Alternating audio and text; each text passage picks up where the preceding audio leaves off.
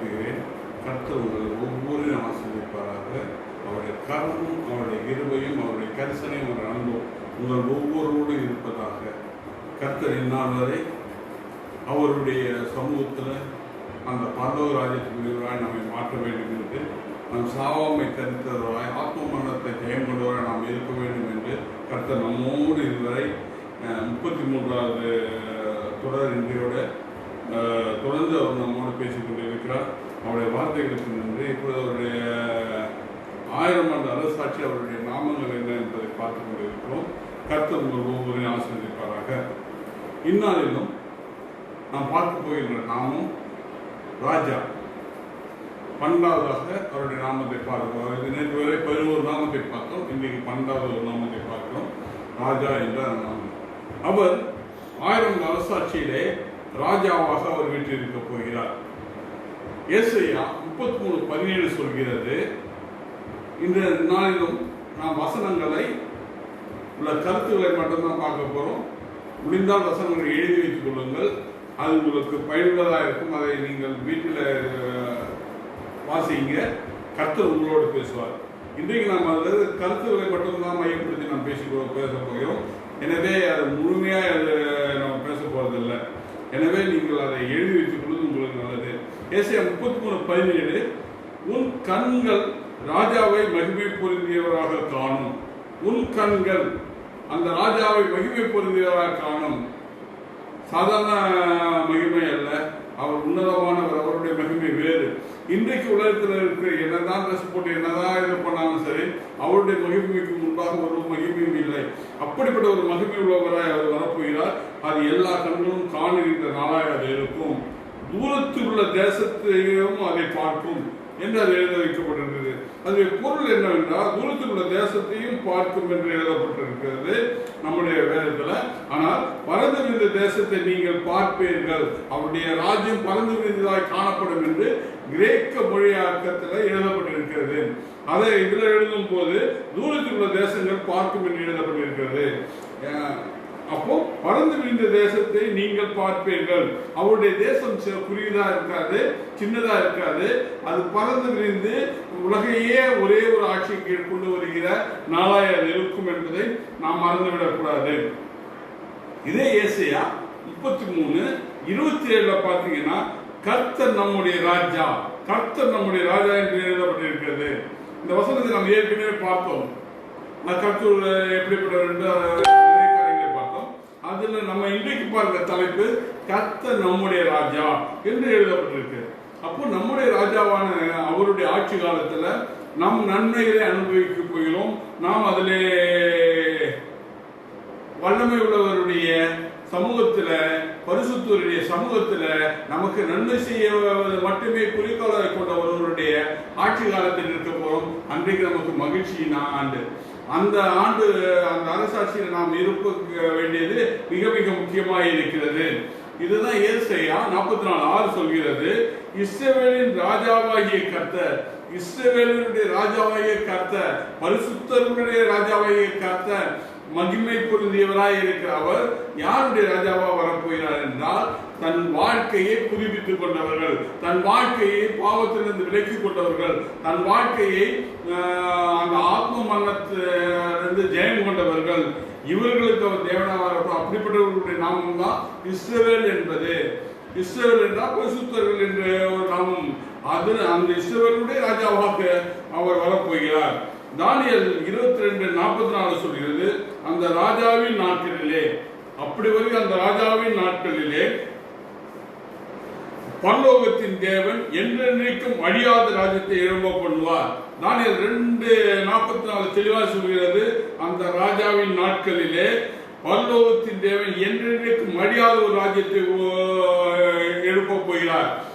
இனி இந்த கட்சிகள், நம்மை ஆளுகின்றவர்கள், கார்பரேட் நிறுவனங்களுக்கு கைக்கூலியாக இருக்கிறவர்களுடைய ஆட்சியாக இருக்காது.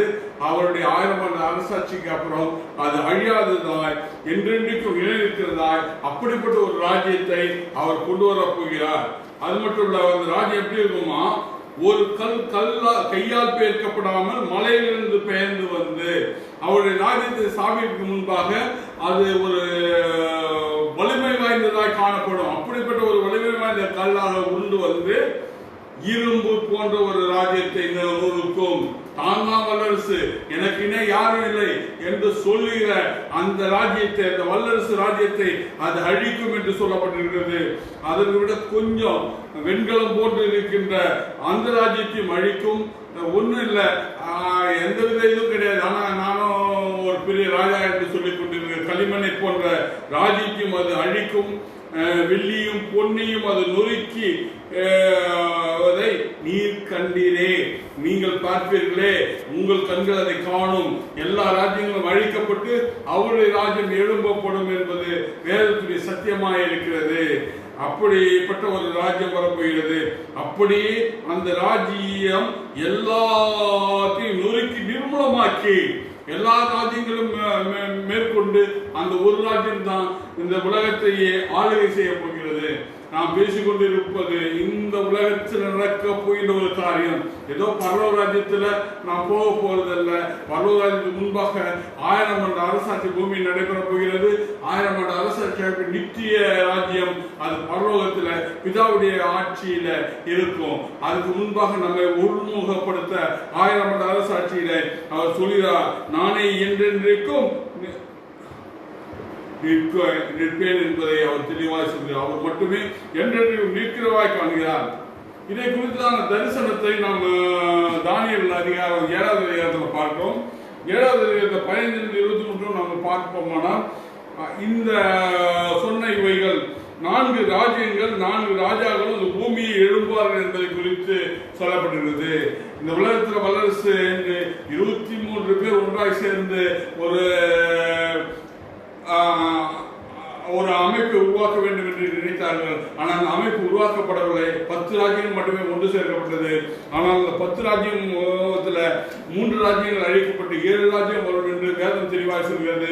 அந்த 7ல் 4 நிலைநிற்கும் என்று சொல்லப்படுகிறது. அந்த 4 ராஜ்யங்கள் 4 ராஜாக்கள் பூமியில் எழும்புவார்கள் என்று சொல்லப்பட்டிருக்கிறது. அது தானியேல் 7வது அதிகாரத்தில் 17வது வசனத்தில் பார்த்தீங்கன்னா இது அங்கே எழுதி வைக்கப்பட்டிருக்கிறது. ஆனாலும் 18 சொல்கிறது, ஆனாலும் உன்னதமானவருடைய பரிசுத்தவான்கள் ராஜரீகம் பெற்று என்றென்றைக்கும் சதா காலத்தில் ராஜ்யத்தை சுரிந்து கொள்வார்கள். ஆளப்போகிற ராஜாவாக வரப்போகிற அவராக இயேசுவாக இருந்தாலும் அந்த ராஜ்யத்துடைய ஆளுகை செய்கிறவர்கள் பரிசுத்தவான்களாக இருப்பார்கள். அவர்களே ராஜ்யத்தின் ராஜரீகத்தை பெற்றுக் கொள்வார்கள் என்று சொல்லப்பட்டிருக்கிறது. இன்றைக்கு அன்பு கிறிஸ்துவுக்கு அன்பு சகோதர சகோதரிகளுக்கு நான் ஒன்றை சொல்லிக்க ஆசைப்படுகிறேன். இன்றைக்கு நிறைய பேர் சொல்றீங்க, இந்த அரசியல் நமக்கு தேவையில்லை, கிறிஸ்துவர்களுக்கு அரசியல் தேவையில்லை என்று சொல்கிறவர்களுக்காக நான் சொல்கிறேன். கிறிஸ்துவர்களுக்கு அரசியல் தேவை என்பதை வேதம் தெளிவாக சொல்கிறது. 1000 ஆண்டு அரசாட்சியிலே நாம் தான் ராஜரீகம் பண்ண போகிறோம். அப்பொழுது எனக்கு அரசியல் வேண்டாம் என்று நீங்கள் ஒதுக்கிவிடுவீர்கள் என்றால் நீங்கள் கிறிஸ்துவுடையவர்களாக இருக்க மாட்டீர்கள் என்பதை நீங்கள் அறிந்து கொள்ளுங்கள். எனவே அந்த கிறிஸ்துவுடையவர்கள் இந்த அரசியலை பற்றிய கருத்து இருக்க வேண்டும். நீதி மேல் பசிதாக உள்ளவன் பாக்கியவான் என்று வேதம் எழுதி வைக்கப்பட்டிருக்கிறது. எனவே நீதியின் மேல் இந்த அநியாயங்களை பார்த்து கொண்டு நீங்கள் ஜெபிக்காமல் இருப்பீர்கள், அரசியல் வேண்டாம் என்று ஜெபிக்காமல் இருப்பீர்கள், ஆனால் அது உங்களுக்கு ஐயோ என்று சொல்லப்பட்டிருக்கிறது. எனவே நீங்கள் நீதியின் பசிதாக உள்ளவர்களாக இருக்க வேண்டும். அந்த உன்னதமானவருடைய பரிசுத்தவான்கள் ராஜரீகத்தை பற்றி என்றென்றைக்கும் சதா காலத்தில் ராஜ்யத்தை சுதந்திரித்துக் கொள்வார்கள் என்று சொல்லப்பட்டிருக்க அந்த அரசியல் நீங்களும் நானும் செய்ய வேண்டிய ஒரு காலகட்டம் இருக்கிறது என்பதை நீங்களும் நானும் மறந்துவிடக் கூடாது. அவர் ராஜாவாக வீற்றிருக்கிறார், அவரோடு நாமும் இருப்போம் என்பதை வேதத்தில் பல இடங்களில் தெளிவாக சொல்லப்பட்டிருக்கிறது. எனவே அரசியல் என்பது என்ன? அரசு நிர்வாகம். நம்முடைய ஒரு சர்ச்சை நாம் நடத்துகிறோம் என்றால் அது ஒரு நிர்வாகம். அந்த நிர்வாகத்துடைய திறமை இல்லாதவர்கள் இருக்கக்கூடாது. அதே போலதான் அரசியல் என்பதும் அப்படிதான். நிர்வாக திறமை என்பது என்ன? கர்த்தர் நமக்கு சபைக்கு என்று ஒரு பணத்தை கொடுக்கிறார், சபையை நடத்த வேண்டும் என்று ஒரு ஆசீர்வாதத்தை தருகிறார் என்றால் அது சபையை மட்டும் நடத்துவதற்காக கொடுக்கப்பட்டது என்றால் அது சபைக்கு நீங்கள் செலவிட வேண்டும். வேலைக்காரன் கூலிக்கு பாத்திரவன் என்று நீங்கள் உங்களுக்கென்று அதிலிருந்து ஒரு தொகையை எடுத்துக்கொள்ளாமே தவிர முழுவதுமாய் நீங்களே எடுத்து அதை செலவு செய்வதல்ல. நீங்கள் எடுப்பதும் அங்கு கணக்கு ஒப்பிக்கப்பட வேண்டும் என்பதுதான் வேதத்துடைய சத்தியமாயிருக்கிறது. இந்த காலம் குடிதான காலமாய் இருக்கிறது. எனவே நீங்கள் எல்லாவற்றிலும் கணக்கு ஒப்புவிக்கிறவர்களாய், எல்லாவற்றையும் எழுதி வைத்து அதை செய்கிறவர்களாய் இருக்க வேண்டும் என்று வேதம் தெளிவாய் சொல்கிறது. என்னுடைய ஊழியத்துல நான் பெரும்பாலும் காணிக்கை எதுவுமே வாங்குறதில்லை. இருந்தாலும் தேவன் என்னை நடத்தி கொண்டு இருக்கிறார். என்னால் அதை செய்ய முடிகிறது. நீங்கள் அப்படிதான் இருக்கணும் என்று நான் சொல்லவில்லை. ஆனால் தேடி வர காணிக்கையை மட்டும் வேண்டாம் என்று சொல்வது, அதையும் ஊழியத்துல தான் செலவு செய்து கொண்டு இருக்கிறேன். அப்படிப்பட்ட ஒரு காரியங்கள் நமக்குள் இருக்க வேண்டும். ஒரு நேர்ச்சி இருக்க வேண்டும், ஒரு நேர்மை இருக்க வேண்டும், நம்முடைய இது தெளிவாக இருக்க வேண்டும். அப்படி நம்முடைய நிர்வாகம், அரசு பிளஸ் நிர்வாகம், அரசியல் என்பது அரசு பிளஸ் அரசு என்பது நிர்வாகம், இயல் என்பது அதனுடைய கலை. அந்த கலை என்பது அது பரிசுத்தமாக இருக்கிறவர்களுக்கு அவர்கள் பூமியை செலுத்தி அவர்களும் இந்த பூமியிலே அரசால தேவன் ஒரு வாய்ப்பை கொடுப்பார். எனவே உங்களுடைய ஊழியத்தில் நீங்கள் செய்கிற ஒவ்வொரு காரியமும், இன்றைக்கு அரசியல்வாதிகளாக இருந்தாலும் பரவாயில்ல, நீங்கள் அரசியலில் நேர்மையானவர்களாக இருந்தீர்களா, நீங்களும் ராஜரீகம் பண்ணுவதற்கு கர்த்தர் உங்களுக்கு வாய்ப்பு தருவார். எனவே எல்லோருக்கும் அந்த வாய்ப்பு இருக்கிறது. அவருடைய பரிசுத்தத்துக்குள்ள நீங்க யார் யார் கடந்து வர வேண்டும் என்று விரும்புகிறீர்களோ, அந்த பரிசுத்தத்துக்குள்ள யார் யார் இருக்க வேண்டும் என்று விரும்புகிறீர்களோ, அவர்கள் அனைவரும் சந்தோஷமாக இருப்பீர்கள். உங்களை ஆசீர்வதிப்பார். ஒன்றை நான் சொல்லிக்கொள்ள வாஞ்சிக்கிறேன். உங்களிடம் எவ்வளவுதான் பணம் இருந்தாலும் உங்களுடைய தேவைக்கு மீறி உங்களால் ஒன்றுமே செய்ய முடியாது. அந்த பணம் குப்பையை போட்டுதான் கிடக்கும். உங்களுடைய தேவை ஏதோ அந்த தேவை தான் நமக்கு தேவை. நாம் சேர்த்து வைக்கிற எந்த பணமும் பொருளும் நம்மோடு பரலோக ராஜ்யத்துக்கு வருவதில் இந்த பூமியோடு அது இருந்துவிட போகிறது. யாரோ அனுபவிக்க போகிறார்கள். அதற்காக நம்மளோட சொத்தை சேர்த்து வைப்பது தவறு என்று நான் சொல்லவில்லை. ஆனால் அநியாயமாக எதையும் சேர்த்து வைக்க கூடாது என்பதை நான் சொல்லிக் கொண்டிருக்கிறேன். எனவே அநியாயமாக சேர்த்து வைப்பது நமக்கு ஐயோ என்று தெளிவாக சொல்கிறது. எனவே நாம் ராஜரீகம் பண்ணுகிறவர்களாக இருக்கிற நாம், நேர்மை உள்ளவர்களாக இருக்கிறவர்கள் அல்ல, தெளிவாக பரிசுத்தவான்கள். யார் ராஜரீகம் பண்ணுவார்கள்? எல்லோரும் ராஜரீகம் பண்ண மாட்டார்கள். அவருடைய பரிசுத்தவான்கள், அவருடைய இருக்கிறவர்கள், அவர் பரிசுத்த வாழ்க்கை வாழ்கிறவர்கள், அவர்கள் எல்லோரும் அந்நாளிலே இந்த ராஜ்யத்தை ஆளுவார்கள் என்று அவர்களுக்கு ஒரு ராஜரீகம் கொடுக்கப்பட்டிருக்கும். அவர் ஆளுகையின் அதிகாரம் அவர்கள் கொடுக்கப்பட்டிருக்கும் தெளிவாக சொல்கிறது. இன்னும் நீங்க ஒன்பதியா 17:17-21 ஒன்பதியா ஒரே ஒரு அதிகாரம் தான். அதனால உங்களுக்கு தெரியும். 17-21 வரை நீங்கள் அதை வாசித்து பார்ப்பீர்கள். அதுல இருக்க கருத்துக்களை நாம் பார்ப்போம். ஆனாலும் சியோன் பருவத்திலே தப்பி இருப்பவர்களும் உண்டு, சியோனிலிருந்து தப்பினவர்களும் இருப்பார்கள், அவர்கள் பரிசுத்தமாய் இருப்பார்கள். ஆமென். யாக்கோபின் வம்சத்தார் தங்களை சுதந்திரங்களை சேர்த்துக் கொள்வார்கள். யாக்கோப்பாக இருக்கிறவர்கள், சியோன் பருவத்திலே தன்னை அர்ப்பணித்துக் கொண்டவர்கள், இவர்கள் எல்லோரும் அந்நாட்களில் இருப்பார்கள். அவர்கள் தேவனுடைய ராஜ்யத்தில் இருப்பார்கள். தப்பினவர்கள் என்று சொல்லப்பட்டிருக்கிறது. தப்பினவர்கள் என்றால் என்ன அர்த்தம் என்றால், தன்னை பரிசுத்த ஒப்பு கூடாமல் அந்த நாட்களில் அழிந்து போய் மீறி இருக்கிறவர்கள் திரள் கூட்டம் ஒன்று இருக்கும் என்று வேதம் சொல்கிறது.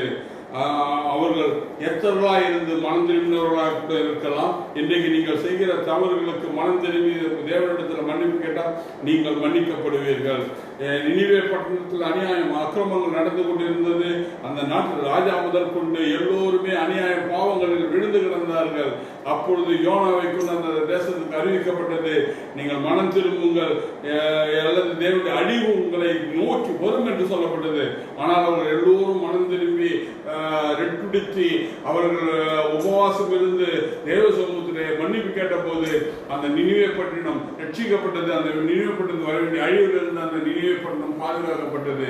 ஆனால் நீங்களும் அப்படிப்பட்டவர்களாய் அதிலிருந்து என்ஜினியர்களாக இருக்க வேண்டும் என்று சொல்லப்படுகிறது. ஏசாவின் வாழ்க்கையை பார்த்து அவன் தேவனுடைய சமூகத்தில் வாழ்ந்தவன், தேவனுடைய குடும்பத்தில் பிறந்தவன். ஆனால் அந்நியரோடு ஒரு தொடர்பை வைத்துக் கொண்டு பாவம் செய்தான். அப்படிப்பட்டவர்களாக நீங்கள் இருப்பீர்களானால் இந்த வேத வசனம் என்ன சொல்கிறது என்று நாம் பார்க்க வேண்டும் என்றால், ஒவ்வொரு 17வது அதிகாரத்திலிருந்து 21வது வசனத்துக்குள்ள ஏசாவை பற்றி ஏதாவது சொல்லப்பட்டிருக்கிறதா என்றால் சொல்லப்பட்டிருக்கிறது. ஏசாவின் வம்சம் மீதியாயிராதபடி அவர்களை நான் பட்சிப்பேன், அப்படிப்பட்டவர்களை நான் பட்சிப்பேன். ஏசாவை போன்று நான் தேவனோடு இருப்பேன், அனலமாயிருப்பேன், குளிருமாயிருப்பேன் என்று அவனை வாந்தி பண்ணி போற்றுவேன் என்று கர்த்தர் சொல்கிறார். அதை தான் இங்கே சொல்றார். ஏசாவின் வம்சத்துக்கு மீதியாயிராதபடி, அது ஒருத்தரும் மீதியாயிராதபடி, தேவனுக்கு விரோதமாக இருக்கிற மீதியாயிராதபடி அவரை நான் பட்சிப்பார்கள், அவரை நான் பட்சிப்பார் என்று எழுதப்பட்டிருக்கிறது. கர்த்தர் இதை சொன்னார் என்று எழுதப்பட்டிருக்கிறது. இது வேறு யாரும் சொல்லவில்லை. இது மனிதாசனோ வேற ஊழியக்காரனுடைய வார்த்தை அல்ல, இது தேவனுடைய வார்த்தை என்று எழுதி வைக்கப்பட்டிருக்கிறது. கர்த்தர் இதை சொன்னார் என்று எழுதி வைக்கப்பட்டிருக்கிறது.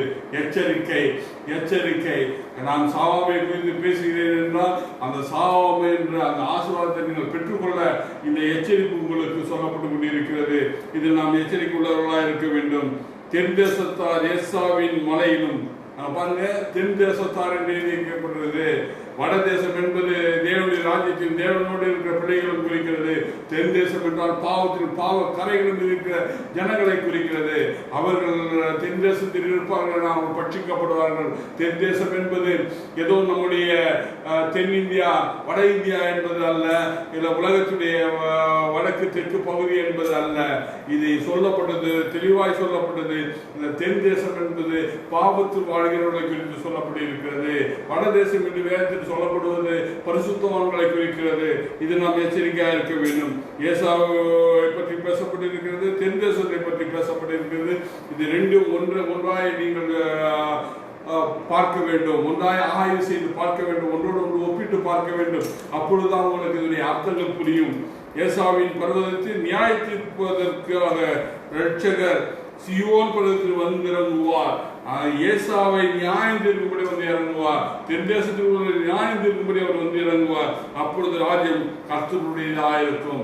அப்பொழுது கர்த்தர் தான் ஆளுகையின் ராஜாவாக இருப்பார். அவர் மூலமாக ஆளுகை நடக்கும் என்று வேதம் நமக்கு தெளிவாக சொல்கிறது. எனவே நம்ம அந்த 1000 ஆண்டு அரசாட்சிக்கு சாவாமை தரித்திரராக இருக்கிறவர்கள் அதை சுதந்திரித்துக் கொள்வார்கள். எனவே தான் அந்த சாவாமை நாம் தொடர்ச்சியாய் பார்த்துக் கொண்டிருக்கிறோம். மீகா 4வது அதிகாரம் 1 to 8 வரை நீங்கள் வாசித்து பார்ப்பீர்கள். உங்களோடு தேவன் பல விஷயங்களை பேசலாம். ஆனால் இன்று நான் உங்களோடு பேசுகிறது கொஞ்சம் விஷயங்கள் தான். இதை நாம் பார்ப்போம். எல்லா ஜாதியும் கர்த்தர் ஆலயமாகிய பர்வதத்துக்கு ஓடி வருவார்கள். அன்னார் தேவனை தேடி ஓடி வருவார்கள். அதற்கு முன்பாக நீங்கள் அடைந்துவிடக் கூடாது என்பதுதான் என்னுடைய வாங்கியாக இருக்கிறது. சீவனிடத்தில் வேதமும் எருசலேத்திலிருந்து கர்த்தருடைய வசனமும் வெளிப்படும். அந்நாட்களிலே தேவனுடைய வேதமும் அவருடைய வசனங்களும் கேட்க நீங்கள் ஆவலாய் ஓடி வருவீர்கள். அன்றைக்கு அதனுடைய அருமை தெரியும். ஆனால் அதுவரை நீங்கள் காத்திருக்கிற போது நடுவிலே பல அழிவுகளையும் பல காரியங்களிலும் மீதியானவர்கள் மட்டுமே அந்த நாளே இருப்பீர்கள். ஆனால் மீதியானவர்கள் இல்லாமல் அழிவை சந்தித்தவர்களாக நீங்கள் அந்த நாளிலே இருக்கக்கூடாது என்பதுதான் என்னுடைய ஆசையாக இருக்கிறது. மலையிலுமே அந்த ராஜரீக இயேசுவின் ராஜரீக அந்த காலத்தில் நாம் இருக்க வேண்டும். ராஜரீகம் எருசலேம் குமாரத்தியிடம் வரும். எருசலேம் குமாரத்தி என்று சொல்லப்பட்டது மணவாளனாகிய இயேசுடைய மனவாட்டி சபையான உங்களையும் என்னையும் அது குறிக்கிறது என்பதை நாம் மறந்துவிடக் கூடாது. அப்படிப்பட்ட ஒரு நாளுக்காக, அப்படிப்பட்ட ஒரு தருணத்துக்காக, அப்படிப்பட்ட ஒரு வாய்ப்புக்காக காத்திருக்க வேண்டியது நம்முடைய கடமையாக இருக்கிறது. செப்பனியா 3வது அதிகாரத்தில் 9-10 வசனங்களை நான் பார்க்கிற போது, ஒருமனப்பட்டு அவருக்கு ஆராதனை செய்யும்படி நான் அவர்கள் பாஷைகளை சுத்தமாக மாறப்படுவேன். அந்நாளிலே இந்த பேட் வேர்ட்ஸ் என்று சொல்லப்படுகிற கெட்ட வார்த்தைகள் ஒன்றும் நம் வாயிலிருந்து புறப்படாது. அன்றைக்கு வருகின்ற வார்த்தைகள் அனைத்தும் தேவனை நாமத்தை மகிமைப்படுத்தும்படி பரிசுத்தமான வார்த்தைகள் வரும் என்று கர்த்தர் சொல்கிறார். அது தேவ நாமத்தை மகிமைப்படுத்துகிற வார்த்தைகளாய் வரும் என்று சொல்கிறார். யாரையும் நம்ம திட்ட வேண்டியதில்லை, யாரையும் சபிக்க வேண்டியதில்லை, யாருக்கு விரோதமாக நாம் பேச வேண்டியதில்லை. ஏனென்றால் அந்நாள் எல்லாவற்றையும் கர்த்தர் சீரும் சிறப்புமாய் மாற்றி இருப்பார். அந்நாளிலே நம்முடைய வார்த்தைகள் அப்படிப்பட்ட வார்த்தைகள் மாறி வர வேண்டிய அவசியமே இல்லை. ஐயோ பாவி, இந்த மாதிரி செய்யறானே, ஐயோ இப்படி பண்றானே, மக்களுக்கு விரோதம் பண்றானே என்ற வார்த்தைகள் அந்நாளிலே சொல்ல வேண்டிய அவசியம் இல்லாமல் இருக்கின்ற ஒரு நன்னாள் அந்நாள் என்று வேதம் நமக்கு தெளிவாய் சொல்கிறது. செப்பனியா 3வது அதிகாரம் 9-10 நம்மோடு தெளிவாய் பேசிக் கொண்டிருக்கிறது. சகரியா 9வது அதிகாரம் 10-15 மட்டும் பார்த்தீங்கன்னா, அதில் நிறைய காரியங்கள் உங்களோடு பேசலாம் கர்த்தர். ஆனால் நான் இன்றைக்கு சுருக்கமாகவே உங்களோடு பேசிக் கொண்டிருக்கேன். எல்லா வசனங்களையும் நான் சுருக்கமாகவே பேசிக் கொண்டிருக்கேன். அதனுடைய முக்கியமான கருத்துக்களை மட்டும் எடுத்து பேசிக் கொண்டிருக்கேன். பூமியின் எல்லைகள் பரிசுத்தமும், பூமியின் எல்லைகள் எங்கும் பரிசுத்தமாக இருக்கும். அந்நாள் கர்த்தருடைய ஆட்சி நாள் என்றால் அது எல்லாம் பரிசுத்தத்தினாலாக இருக்கும். அந்நாளை திருடன் இருக்க மாட்டான், அநியாயம் செய்கிறவன் இருக்க மாட்டான், அக்கிரமம் செய்கிறவன் இருக்க மாட்டான், வழிபறி செய்கிறவன் இருக்க மாட்டான், கொள்ளையடிக்கிறவன் இருக்க மாட்டான், ஒரு மக்களுடைய பணத்தை எடுத்து முழுமையாய் யாருக்கோ கொடுத்து வெளி தேசங்கள் அனுப்புவர்கள் இருக்க மாட்டார்கள். நாட்டிலே நன்மை மட்டும் செய்கிறவர்களாக இருப்பார்கள். எனவே அது அந்நாள் எல்லை எங்கும், பூமியின் எல்லை எங்கும் பரிசுத்தமாக இருக்கும் என்று சொல்லப்படுகிறது. நம்பிக்கையுடைய சிறைகளே அரணுக்கு திரும்புங்கள். அதே சகரியால சொல்லப்பட்ட 9வது அதிகாரத்தில் சொல்லப்பட்ட வார்த்தை, நம்பிக்கையுடைய சிறைகளே அரணுக்கு திரும்புங்கள்.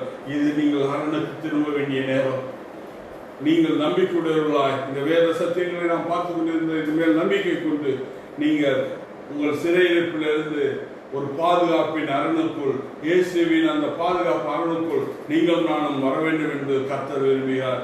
அதற்காகவே அவர் ராஜாவாக வந்து வீட்டிருக்க போகிறார். அதற்காக ராஜரீகம் பண்ண போகிறார். அதற்கு நம்ம ஒப்பு கொடுப்போமா? அந்த அரணுக்குள் நம்ம திரும்ப நம்ம ஒப்பு கொடுப்போமா?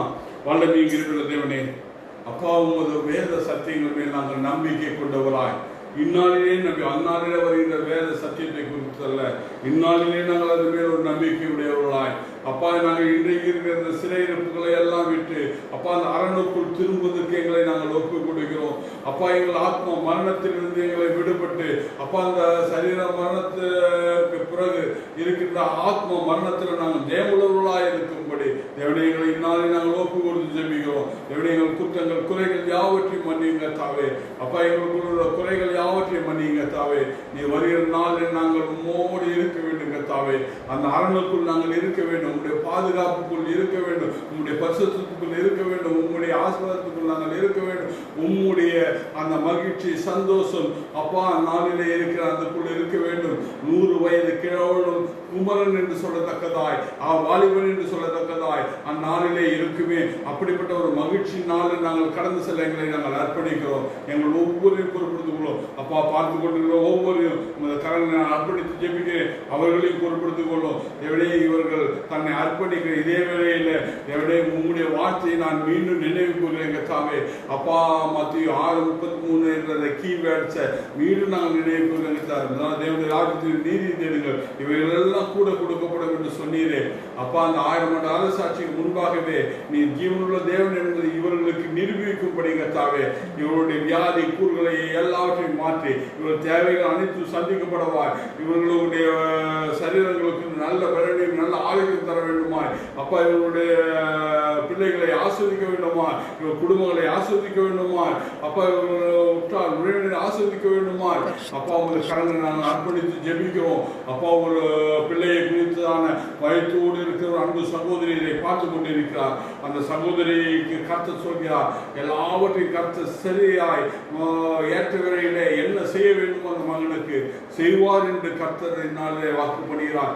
கர்த்தர் உங்களை ஆசீர்வதிக்கிறார். கர்த்தருடைய ஆசீர்வாதம் உங்களோடு இருக்கிறது, அவர் கிருபை உங்களோடு இருக்கிறது, அவர் கரிசனை உங்களோடு இருக்கிறது.